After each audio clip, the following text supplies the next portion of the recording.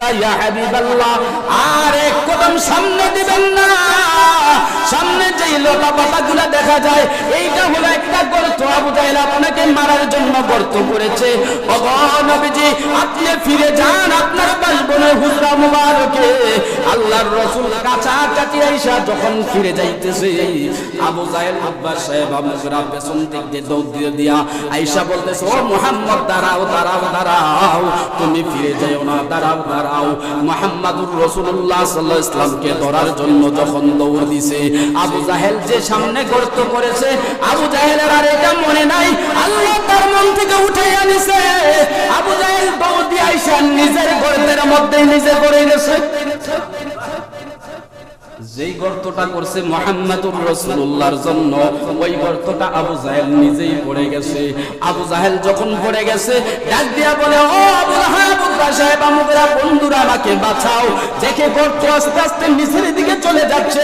এমন তো অবস্থায় তারা বুঝতে পারলো মুহাম্মদকে হত্যা করার জন্য আমরা এই গর্ত করেছি, আর আমাদের গর্তে আমরাই হত্যা হয়ে গেলাম। এই গর্ত থেকে মুহাম্মদকে ছাড়া কেউ বাঁচাইতে পারবে না।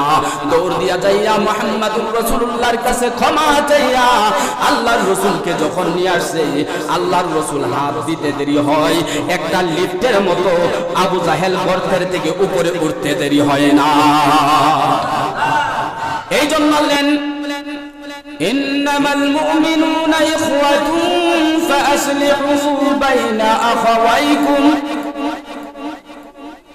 নিশ্চয়ই মুমিন মুমিনের ভাই ভাই, একজন মুমিন আর একজন মুমিনের ভাই, একজন মুসলমান আর একজন মুসলমানের ভাই, পরস্পর মুসলমান মুসলমানের ভাই।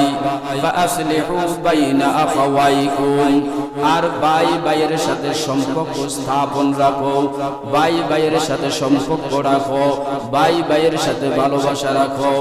আল্লাহ তাআলা বলেন, ওয়াত্তাকুল্লাহ, এবং আমি আল্লাহকে তোমরা ভয় করো, লাআল্লাকুম তুরহামুন, তাহলে তোমরা আল্লাহর দয়া প্রাপ্ত হতে পারবে। সুবহানাল্লাহ।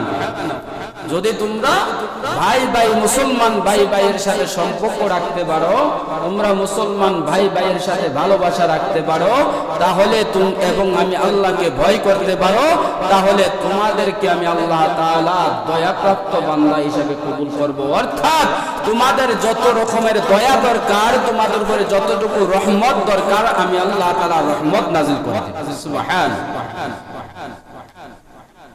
একজন মুসলমান আরেকজন মুসলমান ভাইয়ের সাথে সম্পর্ক রাখা। আল্লাহর নবী বলেন যে মুসলমান তো হলো এমন, বলে পুরা দেহ বলির ভিতরে কোন মানুষ যদি কোথাও আঘাত পায়, পুরা শরীরটা ব্যথা। পায়ের আঙ্গুলের মাথায় যদি ব্যথা পান, পুরা শরীরটাই ব্যথায় ব্যথিত হয়ে যায়। হাতের আঙ্গুলের ব্যথা পাইছেন, তাহলে হাতের মধ্যেই ব্যথা থাকার কথা, কিন্তু হাতের মধ্যে শুধু ব্যথা বিদ্যমান নয়, পুরা দেহটার মধ্যে ব্যথা বিদ্যমান। ঠিক তেমনি ভাবে একজন মুসলমান কোথাও আক্রান্ত হলে তার ব্যথায় আরেক মুসলমান ব্যথিত হওয়া। ফিলিস্তিনের মুসলমান মারা গেলে, ওই জায়গায় বোমাঘাত হলে আমরা আল্লাহর কাছে দোয়া করতে পারবো, আমরা তাদের ব্যথায় ব্যথিত হতে হবে। এই জন্য ব্যথায় ব্যথিত হওয়া একজন মুসলমান আর একজন মুসলমানের জন্য। আল্লাহর নবী মুহাম্মদুর রাসূলুল্লাহ সাল্লাল্লাহু আলাইহি ওয়াসাল্লাম বলেন, একজন মুসলমান আরেকজন মুসলমানের উপরে 6টা হক আছে। কয়টা হক আছে? 6টি হক আছে। আল্লাহর নবী বলেন, ক্বালা রাসূলুল্লাহ সাল্লাল্লাহু আলাইহি ওয়াসাল্লাম, للمؤمن على المؤمن 6 خصال। একজন মুমিনের উপর আরেকজন মুমিন, একজন মুসলমানের উপর আরেকজন মুসলমানের 6টি হক রয়েছে। একজন মুসলমান আর একজন মুসলমানের উপরে 6টি হক রয়েছে। আল্লাহর নবী বলেন, ইয়াউদুহু ইযা মারিদ, 1 নাম্বার হচ্ছে কোন মুসলমান যদি অসুস্থ হয়ে যায়, কোন মানুষ যদি অসুস্থ হয়ে যায় তাকে দেখাশোনা করা, ওই মুসলমান ভাইকে দেখতে যাওয়া, মুসলমান ভাইকে সান্ত্বনা দেওয়া, এটা একজন মুসলমান আর একজন মুসলমানের হক।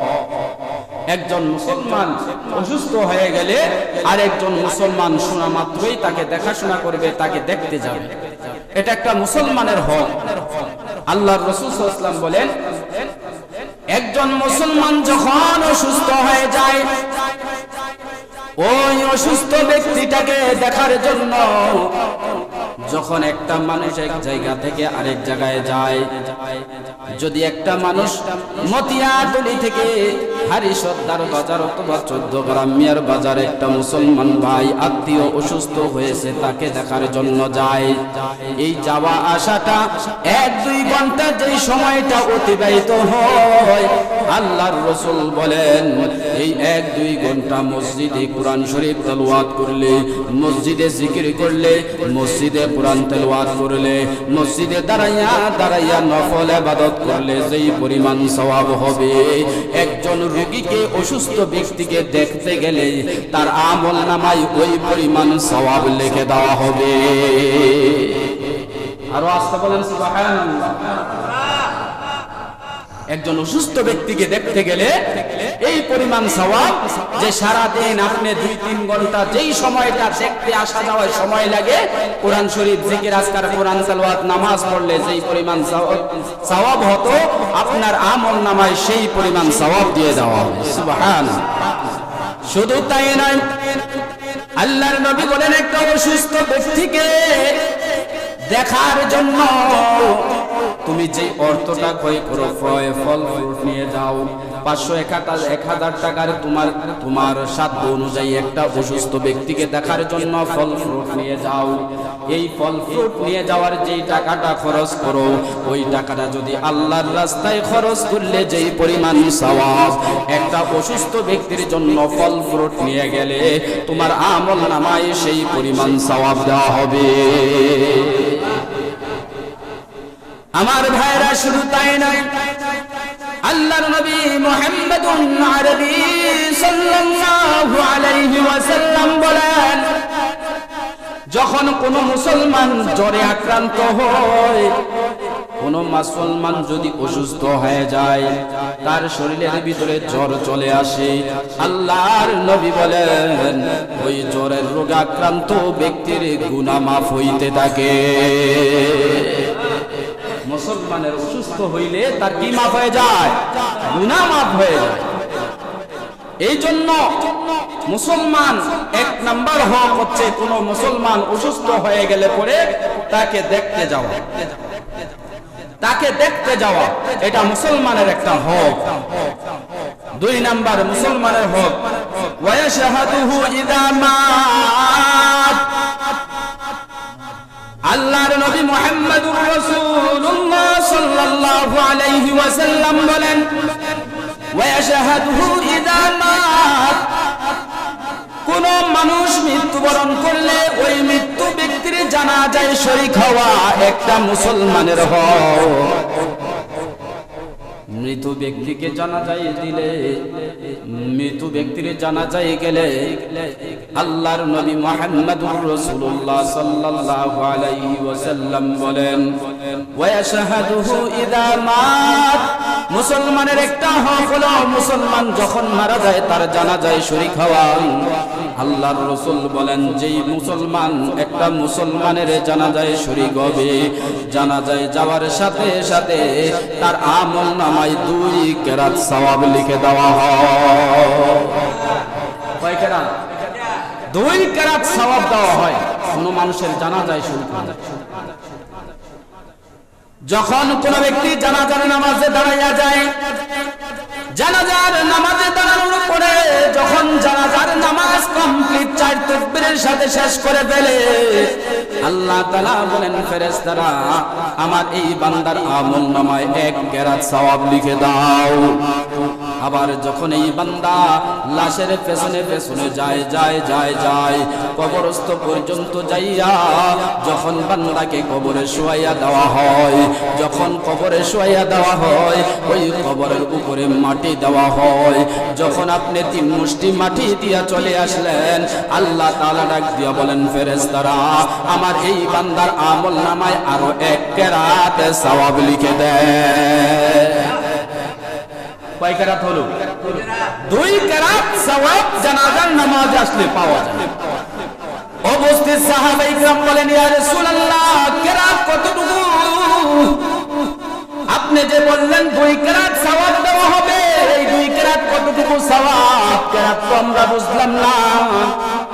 আল্লাহর রাসূল ডাক দিয়া বলেন, ও সাহাবীরা, 1 কেরাতের সওয়াবের পরিমাণ হচ্ছে এই যে তোমরা উহুদ পাহাড়টা দেখছো, এই উহুদ পাহাড়টা 11 মাইল লম্বা। এই 11 মাইল লম্বার উহুদের পাহাড়টা যেই পরিমাণ ওজন হবে, ওই পরিমাণ হলো 1 কেরাতের সওয়াব। 11 মাইল উহুদ পাহাড়টা লম্বা, তাহলে এই পাহাড়টার ওজন কি পরিমাণ হবে? বলে জানাজায় শরীক হলে তার আমল নামায় এই 1 কেরাত পরিমাণ উহুদ পাহাড় পরিমাণ সওয়াব দেওয়া হবে। এরকম 2 উহুদ পাহাড় পরিমাণ তার আমল নামায় সওয়াব দেওয়া হয়। সুবহানাল্লাহ। কোথায় উপস্থিত হইলে? জানাজায়। জোরে বলেন কোথায়? জানাজা। আল্লাহর নবী মুহাম্মদুর রাসূলুল্লাহ সাল্লাল্লাহু আলাইহি সাল্লাম বলেন, 3 নাম্বার মুসলমানের উপর হক ওয়ায়ুজিবুহু ইযা দাআ। আল্লাহর নবী বলেন 3 নাম্বার একজন মুসলমান আর একজন মুসলমানের উপরে হক ওয়ায়ুজিবুহু ইযা দাআ। কোন মুসলমান তোমাকে দাওয়াত করলে সাথে সাথে গ্রহণ করা, এটা নবীজির একটা সুন্নাত। কোন মানুষ তোমাকে দাওয়াত করলে সাথে সাথে গ্রহণ করাটা হলো একটা সুন্নাত। এটা মুসলমানের হক। তুমি যেতে পারো না পারো, কিন্তু মানুষটা তোমার কাছে বড় আশা রেখে তোমাকে দাওয়াত করেছে, তুমি তার আশাটা নৈরাশ করিও না। তুমি তার দাওয়াতটা গ্রহণ করো, কারণ দাওয়াত গ্রহণ করা নবীজির একটা সুন্নাত। তুমি যেতে পারো আর না পারো, যদি যেতে না পারো তাকে সুন্দর করে বুঝাইয়া দাও, তারপরও তুমি তার দাওয়াতকে প্রত্যাখ্যান করিও না। আল্লাহর নবী মুহাম্মদুর রাসূলুল্লাহ সাল্লাল্লাহু আলাইহি ওয়াসাল্লাম তার জীবদ্দশায় কাফের বেঈমান দাওয়াত দিয়েছে, কোনোদিন প্রত্যাখ্যান করে নাই। আবু বকর, ওসমান, আলী দাওয়াত দিয়েছে, প্রত্যাখ্যান করে নাই। আবু লাহাব, উতবা, সাহেবা, আবু জাহেল তারাও কাফেররাও দাওয়াত দিয়েছে, কোনোদিন রাসূল প্রত্যাখ্যান করে না করাতে কি পরিমাণ ফায়দা হয়েছে। আবু জাহেল আল্লাহর রাসূলকে মারার জন্য যত রকমের ষড়যন্ত্র ছিল সবগুলি করছে। একদিন আবু জাহেল, উতবা, সাহেবা, মুগিরা বৈশা পরিচালনা করছে, বৈশা তারা কমিটি গঠন করছে। মুহাম্মদকে তো বহুবার চেষ্টা করলাম মারার জন্য, মুহাম্মদকে তো মারতে পারলাম না, এবার কিভাবে মারা যায় একটা চিন্তা ফিকির করো। আবু জাহেল কয়, একটা চিন্তা আমার মাথায় আসছে। কি? বলে চিন্তা হলো আমার বাড়ির সামনে বিশাল বড় একটা গর্ত করব। ভালো করে শুনেন, আবু জাহেলের বাড়ির সামনে কি করবে? একটা গর্ত করবে। ওই গর্তটার উপরে লতা পাতা দিয়ে ঢেকে রাখবে। আর আবু জাহেল জানে মুহাম্মদকে দাওয়াত দিলে কোনোদিন মুহাম্মদ প্রত্যাখ্যান করে দাওয়াত গ্রহণ করে। আবু জাহেল বলে, আমি মুহাম্মদকে দাওয়াত দিয়ে আমার বাড়িতে আনবো, আসার পথে যখন এই গর্তের লতা পাতার উপরে পাড়া দিবে আর গর্তের নিচে পড়ে যাবে, আমরা গর্তের উপর দিয়ে একটা ঢাকনা দিয়া গর্তের ভিতরে ফেলে মেরে ফেলবো। নাউজুবিল্লাহ বলবেন না? কাকে মারবে? আল্লাহ রাসূলকে মারবে। কি দিয়া? দাওয়াত দিয়া। জোরে বলেন, কি দিয়া? দাওয়াত দিয়া মারবে। আবু জাহেলকে সময় মতো আবু জাহেল মুহাম্মদুর রাসূলুল্লাহ সময় মতো দাওয়াত গ্রহণ করলেন। আল্লাহর রাসূল দাওয়াত পাই আবু জাহেলের বাড়ির দিকে আসতেছে। এমন মুহূর্তে গর্তের কাছাকাছি চলে আসছে। আবু জাহেল আব্বা সাহেবা মুগিরা বাড়ি থেকে হাসতেছে, এই তো মুহাম্মদ গর্তের মধ্যে পড়তে দেরি হবে, আমরা গর্তের মুখটা মেরে দিতে দেরি করব না, এই গর্তের মধ্যে পড়ে মুহাম্মদ মারা যাবে, আমরা আমাদের মনের হাসিল হয়ে যাবে। এই চিন্তা ফিকির করে তারা হাসতেছে। আবু জাহেল আবু লাহাব আব্বা সাহেবা মুগিরা বাড়ি থেকে দেখতেছে মুহাম্মদুর রাসূলুল্লাহ গর্তের মধ্যে পড়া দিবে। হঠাৎ যখন গর্তের নিকটে লতা পাতাটির কাছে কাছে আসলো, এমন মুহূর্তে জিবরাইল আইসা বলে, ইয়া রাসূলুল্লাহ, ইয়া হাবিবাল্লাহ, আর এক কদম সামনে দিবেন না, সামনে যে লতা পাতাগুলা দেখা যায় এইটা হলো একটা গর্ত, আবু জাহেল আপনাকে মারার জন্য গর্ত করেছে। ওগো নবীজি, আপনি ফিরে যান আপনার বাসবনের হুজরা মুবারকে। আল্লাহর রাসূল কাছাকাছি আইসা যখন ফিরে যাইতেছে, আবু জাহেল আব্বা সাহেবা মুগিরা পেছন দিক দিয়ে দৌড় দিয়ে দিয়া আইসা বলতেছে, ও মুহাম্মদ, দাঁড়াও দাঁড়াও দাঁড়াও, তুমি ফিরে যাও না, দাঁড়াও দাঁড়াও। মুহাম্মদুর রাসূলুল্লাহ সাল্লাল্লাহু আলাইহি ওয়াসাল্লামকে ধরার জন্য যখন দৌড় দিছে, আবু জাহেল যে সামনে কষ্ট করেছে, আবু জাহেলের আর এটা মনে নাই, আল্লাহ তার মন থেকে উঠাইয়া নিছে। আবু জাহেল দৌড় দিয়ে আইসা নিজের গর্তের মধ্যেই নিজে পড়ে গেছে। যেই গর্তটা করছে মুহাম্মদুর রাসূলুল্লাহর জন্য, ওই গর্তটা আবু জাহেল নিজেই পড়ে গেছে। আবু জাহেল যখন পড়ে গেছে, ডাক দিয়া বলে, ও আবু লাহাব আব্বা সাহেবা মুগিরা, বন্ধুরা আমাকে বাঁচাও। দেখে গর্ত আস্তে আস্তে নিচের দিকে চলে যাচ্ছে। এমন তো অবস্থায় তারা বুঝতে পারলো মুহাম্মদকে হত্যা করার জন্য আমরা এই গর্ত করেছি, আর আমাদের গর্তে আমরাই হত্যা হয়ে গেলাম। এই গর্ত থেকে মুহাম্মদকে ছাড়া কেউ বাঁচাইতে পারবে না। দৌড় দিয়া যাইয়া মুহাম্মদুর রাসূলুল্লাহর কাছে ক্ষমা চাইয়া আল্লাহর রাসূলকে যখন নিয়ে আসছে, আল্লাহর রাসূল হাত দিতে দেরি হয়, একটা লিফটের মতো আবু জাহেল গর্তের থেকে উপরে উঠতে দেরি হয় না। এই জন্য রাসূল বলেন, ওয়ায়ুজিবুহু ইযা দাআ, তোমাদেরকে যখন মুসলমান দাওয়াত করবে তখন তোমরা প্রত্যাখ্যান করিও না, তোমরা দাওয়াত গ্রহণ করো। 4 নম্বরে ওয়ায়ুসাল্লিমুহু আলাইহি ইযা লাকিয়া, একজন মুসলমান আরেকজন মুসলমানের 4 নম্বর হক হচ্ছে মুসলমান দেখা মাত্রই সালাম দিবে। কি দিবে? জোরে বলেন।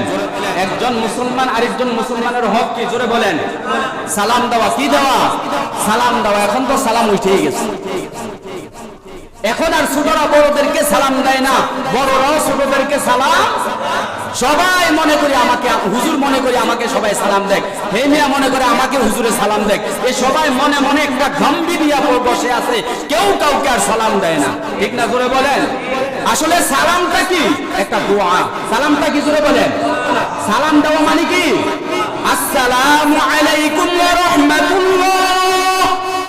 অর্থ হলো, হে আল্লাহ, আপনি তার উপরে শান্তি এবং রহমত বর্ষণ করেন। সুবহানাল্লাহ, কত সুন্দর দোয়া আপনার জন্য করা হলো। আসসালামু আলাইকুম ওয়া রাহমাতুল্লাহ, হে আল্লাহ, আপনি আমার এই মুসলমান ভাইয়ের উপরে শান্তি এবং রহমত দান করুন। আপনিও আবার সাথে সাথে রিটার্ন করলেন, ওয়া আলাইকুমুস সালাম, হে আল্লাহ, আপনিও আমার এই ভাইয়ের উপরে শান্তি, রহমত, বরকত দান করেন।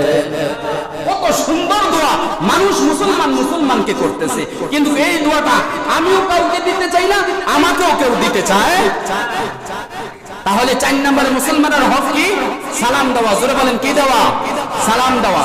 5 নম্বরে ওয়ায়ুশাম্মিলুহু ইযা আতিস, আল্লাহর রাসূল বলেন 5 নম্বরে মুসলমানের হক হলো, কোন মুসলমান যখন হাসি দেয়, হাসি বুঝেন তো? হাসি তোরে যেইটা আসে, এই যে হাসি, এই হাসিটা কোন মুসলমান দিলে আপনি দেখলে আপনার উপরে হক হলো ইয়ারহামুকাল্লাহ।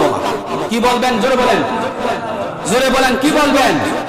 ইয়ারহামুকাল্লাহ। ইমাম মালিক ইবনে দিনার রাহমাতুল্লাহ আলাইহি একবার নদীর পার হবার জন্য নদীর পারে দাঁড়ায় রইছে। এক ব্যক্তি নদীর পারে এসে জোরে হাসি দিছে, নৌকাও নদীর উপরে চলে আসছে। নৌকা যখন নদীর কাছাকাছি চলে আসছে, হাসির উত্তর না দিয়ে ইমাম মালিক রাহমাতুল্লাহ নৌকা উঠে ওই পার চলে গেছে। ওই পার চলে যাবার পরে 2 টাকা দিয়ে ওই পার চলে যাবার পরে মনে হয়েছে, আরে এক ভাই না আমাকে এখানে হাসি দিছে, এটা প্রতি উত্তরটা আমার বলা নবীর একটা সুন্নাহ, মুসলমান হিসেবে হক, আমি তো হাসির উত্তরটা দিলাম না, ভাইকে শোনাইলাম না। আবার 2 টাকা দিয়া এই উত্তর দেওয়ার জন্য আবার নদী পার হয়ে এই নদীর পার আইসা আবার বলছি ইয়ারহামুকাল্লাহ। তারা ইমাম মালিক দিনার এইভাবে হয় নাই, এইভাবে আল্লাহর ওলি হয় নাই। 2 টাকা দিয়া পার হইছে, আবার 2 টাকা দিয়া আইসা হাসির উত্তর দিছে। তাহলে একজন মুসলমান আরেকজন মুসলমানের উপর হক, একজন যখন হাসি দিবে আমি শোনা মাত্র কি বলবো? জোরে বলেন ইয়ারহামুকাল্লাহ। 6 নম্বরে আল্লাহর নবী বলেন একজন মুসলমানের উপরে আরেকজন মুসলমানের হক হচ্ছে ওয়ায়ানসাহু লাহু ইযা শাহিদা আরকাব। আল্লাহর রাসূল বলেন সদা সর্বদাই একজন মুসলমান আরেকজন মুসলমানের ভালো কামনা করবে, কখনো মন্দ কামনা করবে না। একজন মুসলমান আরেকজনের কি কামনা করবে? সব সময় ওই লোকটা ভালো থাকুক, ওই লোকটা ভালো খাক, তার ভালো সব সময় চলুক। আরে ভাই, সে ভালো চললে আমার মুসলমান ভাই সে আনন্দ পাইলে আমিও আনন্দিত, সে ভালো চললে আমারও ভালো, সে ভালো করলে আমারও ভালো। কিন্তু আমাদের এমন অবস্থা, একজন ভালো চললে আরেকজনের গায়ে সয় না। এটা একটা রোগ হয়ে গেছে আমাদের। একজন মুসলমান ভাই ভালো খাবে, ভালো করবে, ভালো চলবে, আরেকজন মুসলমান ভাই এটা সহ্য করতে পারে, সহ্য করতে পারে। এটা মুসলমানের একটা প্রতিহিংসা। আল্লাহর রাসূল বলেন মুসলমানের 6 নাম্বার হক হলো একজন মুসলমান আরেকজনের প্রতি হক আদায় করবে, যে সব সময় ভালো আশা করবে। কি আশা করবে? জোরে বলেন। একজন মুসলমান আরেকজন মুসলমানের সব সময় ভালো আশা করবে, ভালো কামনা করবে। আল্লাহর রাসূল সাল্লাল্লাহু আলাইহি সাল্লাম বলেন যখন তুমি তার ভালো কামনা করবা, ভালো কোনো আশা করবা, তোমার ভিতরে অহংকার রাখবা না, তো আল্লাহ তাআলা তার ভালো গুণাগুণ তোমার মধ্যে দিয়ে দিবে। কিন্তু আমরা হলাম উল্টাটা। খিজির আলাইহিস সালাতু ওয়াস সালামের কাছে এক লোক যায় দোয়া চায়, হুজুর আমার জন্য একটু দোয়া করেন। কি দোয়া? বলে আমার ভাইয়ের একটা বাড়ি, আল্লাহ যেন আমার 2টা বাড়ি দেয়। কয় ভাই সবার জন্য তো সব দোয়া করা যায় না, আল্লাহ এর চাইছে, পছন্দ করছে, তাকে আল্লাহ দিছে, এটা তোমার জন্য প্রযোজ্য না। কয় না, খিজির আলাইহিস সালাম রে বলতেছে আপনি একটু দোয়া করেন, ভাইয়ের যা হইল আমার জন্য আল্লাহ ডবল দেয়। কি দেয়? জোরে বল। ভাইয়ের যত হইল তার ডবল আমারও। খিজির আলাইহিস সালাম দোয়া করছে, আল্লাহ তার ভাইয়ের যতটা হইব তাকে তারে ডবল দিবা। এবার একদিন ঘুম থেকে সকালবেলা উঠছেন, উঠা দেখে বাড়ির সামনে ভাই একটা গাড়ি কিনছেন। এখন সে চিন্তা করতেছে আমার 2টা গাড়ি কোন সময় হইব। হঠাৎ করে দেখে বাড়ির ঘরের সামনে 2টা গাড়ি। এই গাড়ি তোমার 2টা গাড়ি। এবার বলেন তো সে দুঃখী না খুশি? জোরে বলেন। খুশি না? 2টা গাড়ি ভাইয়া, ভাইয়ের একটা, আমি 2 গাড়ির মালিক। ভাইয়ের একটা বাড়ির হয়, তার 2টা হয়। ভাইয়ের একটা বাগানের মালিক হয়, সে 2টা বাগানের মালিক হয়। এইভাবে প্রতিদিন পাইতেছে, ভাইয়ের ডবল ডবল পাইতেছে। ওই লোকটার মনের মধ্যে খুব খুশি, আমি ডবল ডবল পাইতেছি। একদিন ঘুম থেকে হঠাৎ বেলা উঠা দেখি ভাইয়ের একটা পা নাই। যখন চোখ দিয়া দেখছে ভাইয়ের একটা পা নাই, ওই লোকটা মনে মনে খুব খুশি, জ্বালানার ফাঁকে দিয়া, আরে ভাইয়ের তো একটা পাও নাই, আস্তে আস্তে বরকত কমতেছে, আমার তো বরকত বাড়তেছে। হঠাৎ করে সই থেকে নামতে যাইয়া দেখেন নিজের 2টা। একটা হইলে হ্যাঁ, ভাইয়ের একটা হইলে আর কয়টা হবে? এই দোয়া মনে নাই? ভাইয়ের একটা হইলে নিজের কয়টা হইব? এখন ভাইয়ের একটা পাও নাই, নিজের কয়টা নাই। এবার কয় হায় হায়, এটা কি হলো? ডবল তো সব জায়গায় চাওয়া যায় না। এবার লোকটার খাট থেকে নামতে পারে না। ভাইয়ের সম্পদের দিকে সব সময় তার প্রতিহিংসা থাকতো। হঠাৎ করে খিজির আলাইহিস সালামের সাথে সাক্ষাৎ। খিজির আলাইহিস সালাম ওই লোকটাকে দেখে বলে, ভাই কি হইছে? তোমার 2টা হাত কই? বলে 2টা হাত প্যারালাইসিস। বলে 2টা পা কই? বলে প্যারালাইসিস। বলে 2টা চক্ষু কই? অন্ধ হয়ে গেছে। বলে কেন হইছে? ও আল্লাহর পয়গম্বর খিজির আলাইহিস সালাম, আপনি যে বলেছিলেন ভাইয়ের একটা হইলে আমার 2টা হতো, ভাইয়ের এক পাও নাই, আমার 2 পাও নাই, ভাইয়ের এক হাত নাই, আমার 2 হাত নাই, ভাইয়ের এক চক্ষু নাই, আমার 2 চক্ষু নাই, আমার তো ডবল ডবল পাগল হইছে, বলে এখন আমি তো ওই সময় বলেছিলাম তোমার এই দোয়া তোমার জন্য না, আল্লাহ যাকে যেইভাবে পছন্দ করে ওইটার উপরে মুসলমান ভাই শোনার পরে সন্তুষ্ট থাকবে, কোনো প্রতিহিংসা করবে না, কোনো প্রতিবাদ করবে না। আল্লাহ যাকে ইচ্ছা তাকে দিবে, আল্লাহ যাকে পছন্দ করেন তাকে দিবে। এটা তোমার উপরে নেওয়ার কারণে, প্রতিহিংসা করার কারণে, অহংকার করার কারণে আল্লাহ রাব্বুল আলামিন তোমার উপরে অসন্তুষ্ট হইয়া তোমাকে গজব দিয়েছে। এই জন্য সব সময় একজন মুসলমান আরেকজন মুসলমানের কি আশা করবে?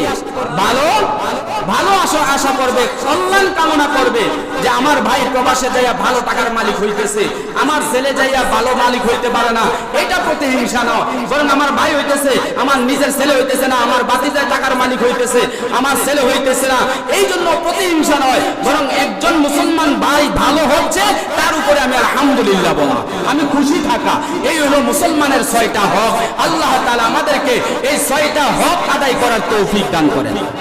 1 নম্বরে জানাজায় মারা গেলে জানাজায় শরীক হওয়া, 2 নম্বরে অসুস্থ ব্যক্তিকে দেখতে যাওয়া, 3 নম্বরে দাওয়াত দিলে গ্রহণ করা, 3 নম্বরে দাওয়াত দিলে গ্রহণ করা, 4 নম্বরে মুসলমানকে সালাম দেওয়া, কি দেওয়া? সালাম দেওয়া, 5 নম্বরে হাসি দিলে কি উত্তর দিবেন? মুখস্থ করেন সবাই, ইয়া রাহমু, জোরে বলেন ইয়া রাহমু। এটা অনেকে জানতেন না, পারতেন না, এই যে হাদিসে আজকে বলার কারণে মুখ দিকে আসছে। এই যে একটা জিনিস শিখছেন, মাজলিসু ফিকহিন খায়রুম মিন ইবাদাতি 60 সানা, আল্লাহর রাসূল বলেন ইলমে দিনের বৈঠকে একটা জিনিস শিখছো, অল্প সময় ব্যয় করছো, 60 বছর নফল ইবাদতের চাইতে বেশি সওয়াব পেয়ে গেছো। তাহলে হাসি আসলে আমরা হাসি জানার শুনলে কি বলবো? ইয়া রাহমু কাল্লাহ। 6 নম্বরে আমরা মুসলমান ভাইয়ের সদা সর্বদা ভালো দেখবো, কল্যাণ কামনা করব, মুসলমান ভাইকে সবসময় কল্যাণ কামনা করব। আল্লাহ তাআলা আমাদের এই 6টির উপরে আমল করার তৌফিক দান করেন। সকলে বলে আমিন। ওয়া আখিরু আলহামদুলিল্লাহি রাব্বিল আলামিন। মসজিদের জন্য টাকাটা উঠে নিন।